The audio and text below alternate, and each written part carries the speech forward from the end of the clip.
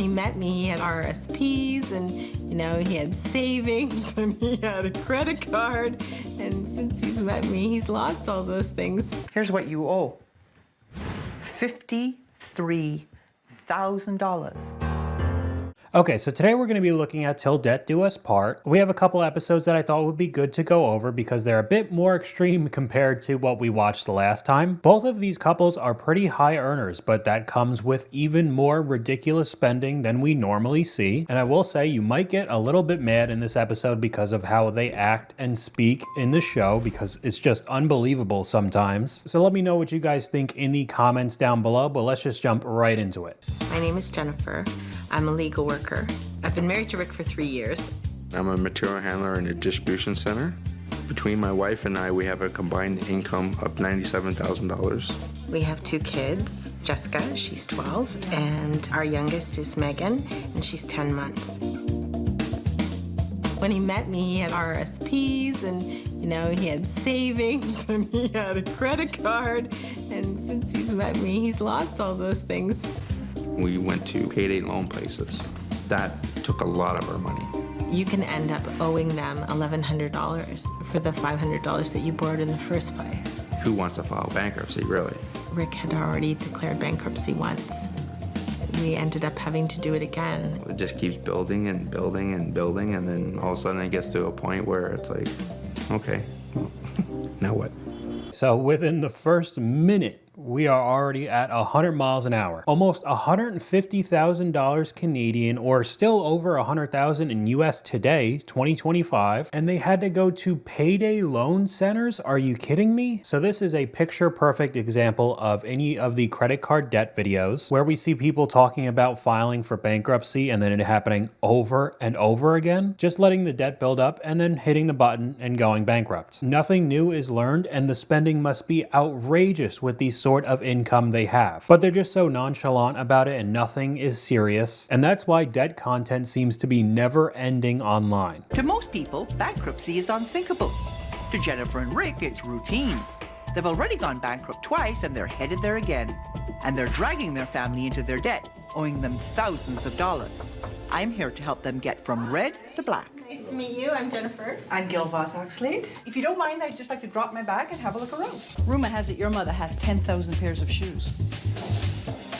There's She has shoes of every color and style. Rick's got 1 pair of shoes.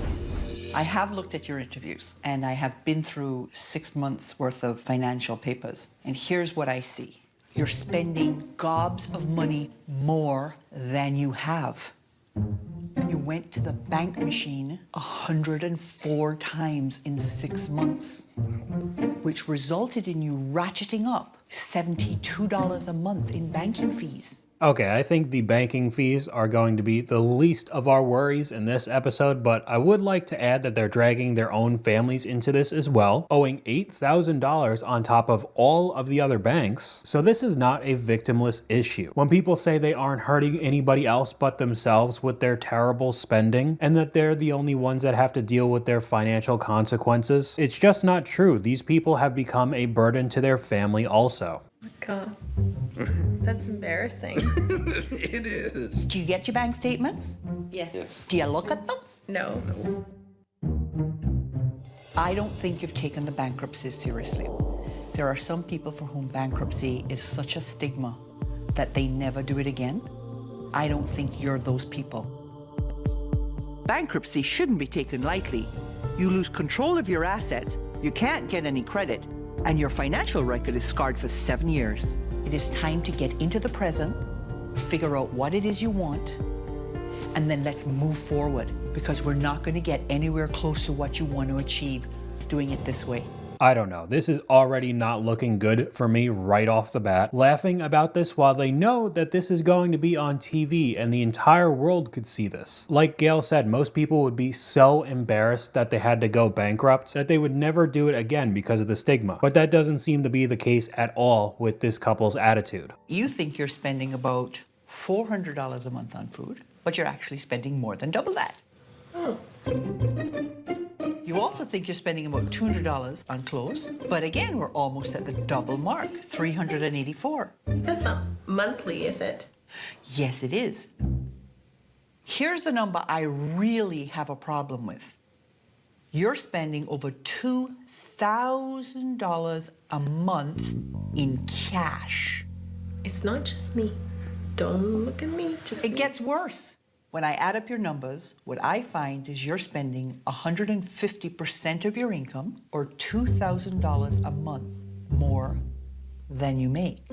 How can we do that if we don't have any credit? You're managing by not paying bills. Ah, yes. Okay. Gotcha. Why do they look like they just couldn't care less? Like, what's the point of being on the show? You're not paying your bills. Oh, yeah, okay, gotcha. It's like, what kind of reaction is that? I don't know where the income is going if they're spending $2,000 over what's already coming in. Again, this is a six-figure household income. I know that the cost of living in today's world in both the US and Canada is pretty rough, but I would say a vast majority of people would be very happy having a six-figure household income. And it just completely disappears with this couple. From 20 years ago, this was filmed. Keep it up, and in 5 years, you're going to be $178,000 in debt. Holy crap. I knew that we were spending money and we didn't know where it was going, but I didn't know it was that much because I'd never really looked at the figure before. This is not going to be easy, but if you're prepared to do what it takes, then I'm prepared to help guide you through it. I need you to promise me that you're going to do what needs to be done. Say it. I promise. I promise to do whatever Gail says in order to get over this hurdle and move forward. Honestly, it's like they're children who just got in trouble with their parents and they're acting and saying the bare minimum, like, you know, the saying sorry, but you don't really mean it. And her also saying that she just never looked at any of the financials in general. Oh, what is happening here? I just don't get it. So we get to the challenges for these couples, which start off with just giving all of their credit cards to Gail, and she just starts crying right away. Really not a good sign. But they start living on a cash budget that Gail sets just so they can't keep swiping their credit cards every time they want something. Then they start tracking when their daughter asks for something as well, because it seems like she'll get whatever she wants because her parents don't even track the money and just put everything on cards. So of course they're gonna buy whatever she wants. Tell me all about the week and about your challenges. The week was hectic. Yes. Lots of spending on the baptism. Did you stay within the $400 budget? Just a little over, but we stayed pretty much with it. How did you do with your challenges? I got my tax return done. Jennifer owes $700 in overdue taxes. Since they don't have the money, it's yet another item for the debt column. How did you do tracking Jessica? It was pretty easy. I mean, she didn't ask. Didn't ask for much? She didn't ask for a whole lot, no. They may have done well in their first challenges, but the big test for these two will be surviving the rest of the month on a budget that's been cut by 75%. You had $900 in total in the jars. So how much money do you actually have left in the jars? 120. You have $120 left to last you till the end of the month. Correct. They've spent nearly 90% of their budget, and it's only week one. How are you going to live on $120 for 3 weeks? It's really like in one year and out the other. They were just a little over budget this week while also spending 90% of the entire thing right away. Like, it just wasn't even close. Jessica tends to see having money for herself as for herself and thinks that it's us that's got to buy her everything that she needs. And she's going to have to kind of learn to adjust that. Now we turn to your shopping. You shop for entertainment. It is the way you relax. And sometimes you buy things that you probably don't need. So your challenge this week is you are banned from the malls.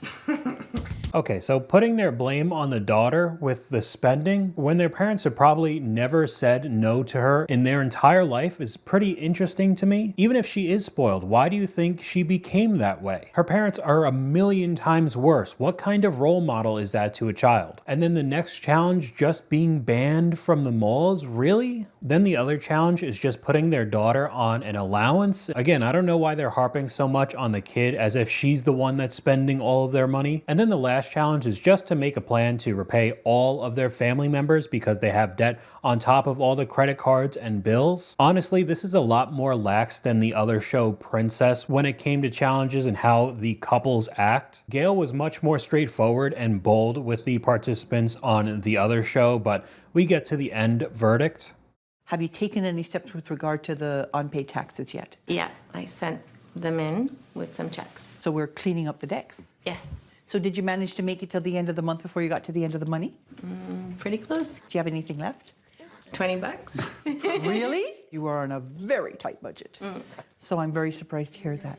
When I got here, things were pretty dire. We were looking at about $175,000 in debt in 5 years if you didn't change the way you were doing things. We've solved that problem. We've also created some savings for the future, and you have been real troopers. When I saw what you had spent in that first week, I sort of went, how are they going to make it till the end of the month? But you did it. And so I have for you $5,000.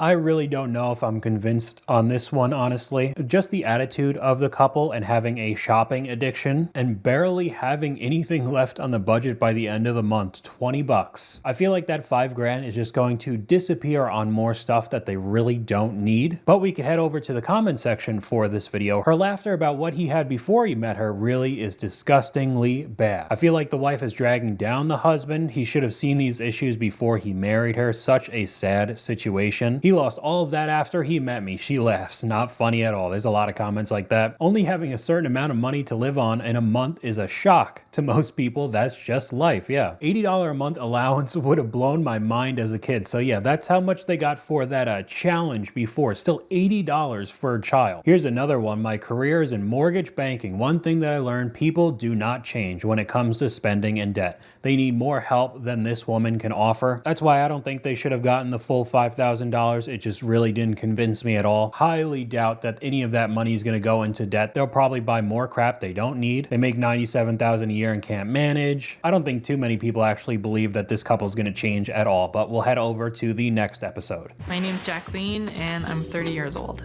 I'm Grant and I'm 36 years old. We're huge Queen fans. We met online on the Queen International Fan Club. We emailed back and forth for just over 3 months. And then we finally met, and then pretty much the rest is history. She became my wife. We have one daughter together and we have a baby on the way.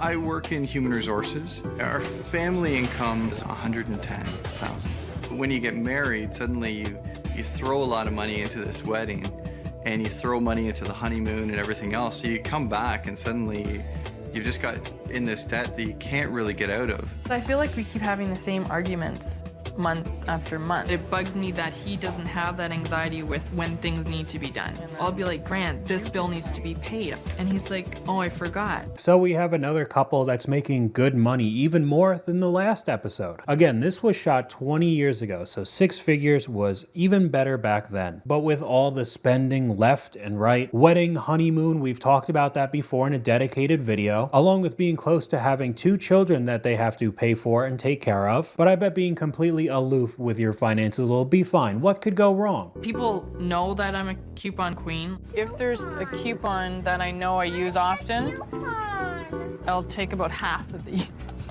You go to a teenager who's not always all there, they won't check the expiry date. It seems like a bit of a vicious cycle because we keep on getting new credit cards. In the last 2 years, I've probably balance transferred 10 times. They basically do it the once, max it out, and then just pay down the interest. What happens if we don't pay off in a certain time? It kind of gets me worried. We always will joke that we're like probably the ghetto house on the street. We've flooded the house maybe 6 times. The toilet you have to kick after you flush it because there's a leak. Housework is low on the priority list for me. We'd rather use our money to go and travel. I love to travel. We've been to Paris, we've been to Switzerland, we've been to Malta. England probably 3 times. We've never had any money to put aside for a vacation, to be honest. Okay, so these people are just awful right away. A little bit of fraud when it comes to the coupons there at the beginning too. And then they don't even take care of their home that again has a child living in it, about to be 2. It's not just like it's the couple living there, but thank God they got to go to England 3 times. And wherever else they want. I think they said France and Switzerland. No saving for the trips either, just balance transfers with all the debt and interest. That's smart. This one's immediately making me annoyed. This couple thinks they're tight with money, but coupon queen Jacqueline is a shopaholic who justifies her spending. Grant's been an ostrich when it comes to their finances. I'm here to straighten out this house of cards. You have a lot of stuff. Your smoke detectors aren't hooked up properly. Not a handy guy? No, I'm not actually. Not a handy guy. Here we have a room that's furnished with office furniture. Taylor May's a princess also. A stuffed toy. And a lion fuzzy creature. And a lion. And an Arabian princess. Jacqueline, Yes? you cannot for the next 4 weeks say a single word to me to justify your spending. Okay.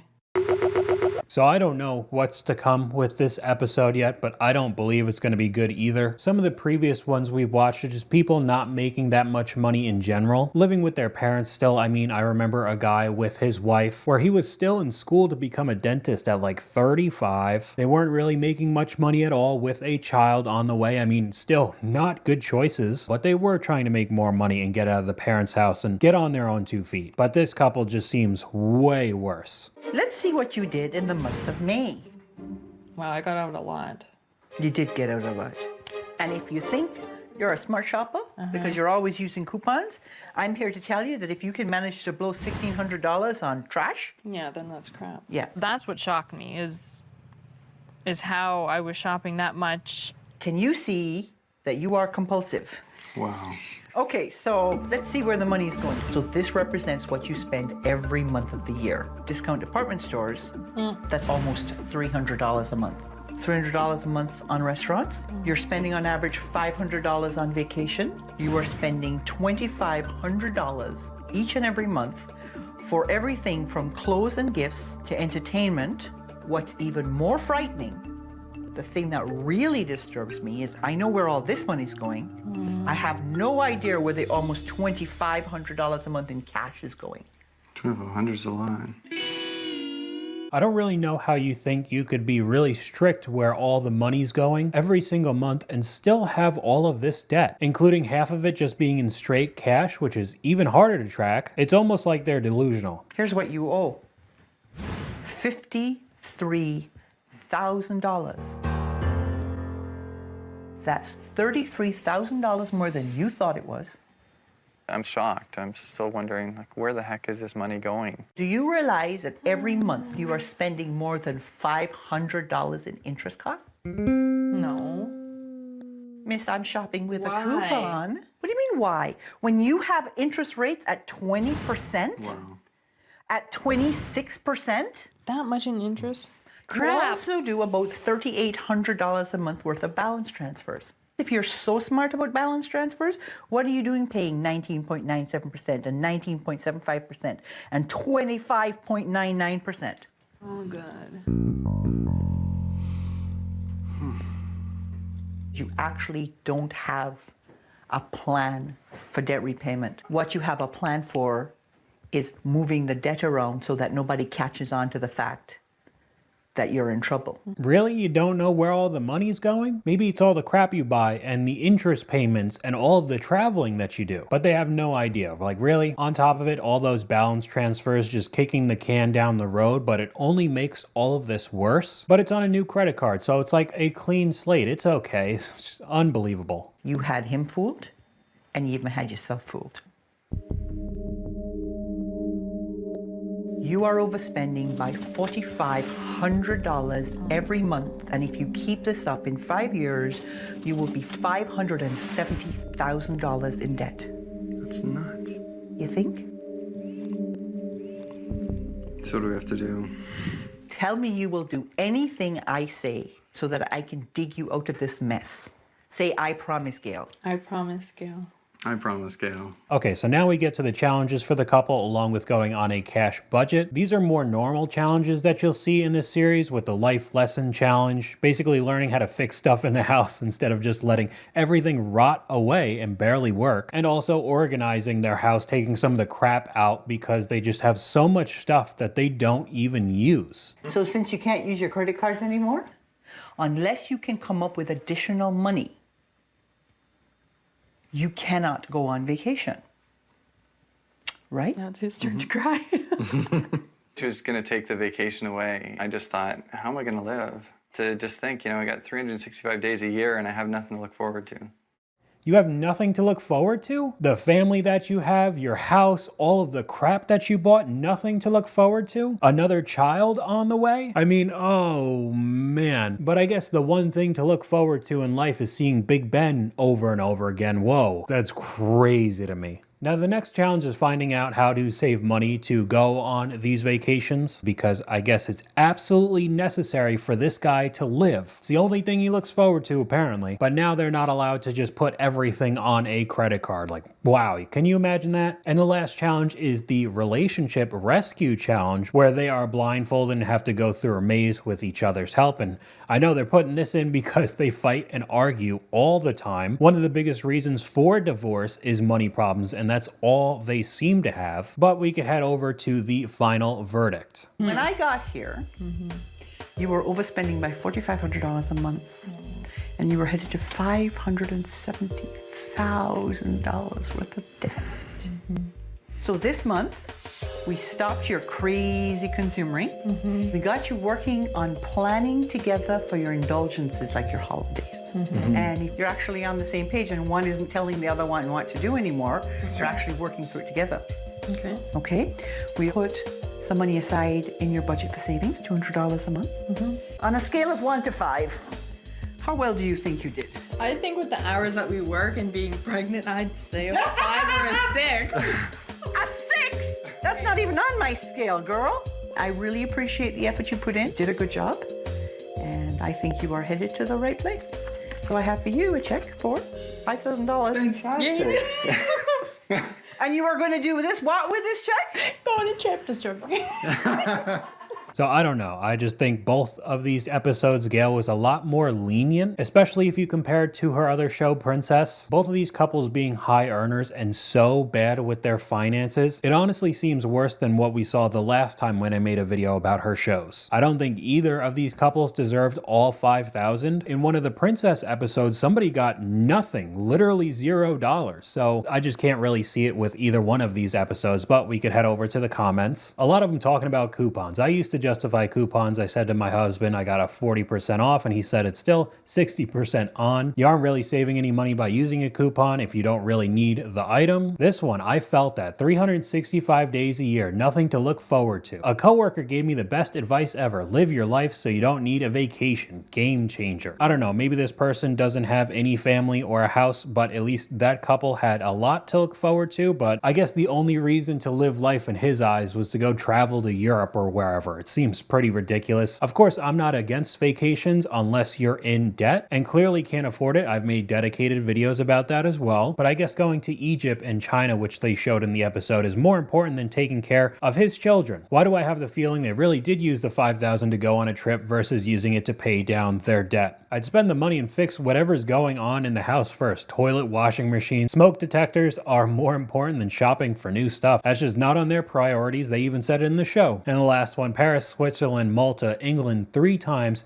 and have to kick the toilet after you flush because it would flood the house. Yeah, they really have their priorities straight. This one was definitely more infuriating than previous episodes, but that's all I got for you guys today. Let me know what you guys think in the comments down below. YouTube thinks you'll like this video popping up on screen right now, but hopefully you guys enjoyed this video. If you did, please leave a like, and I'll talk to you guys later.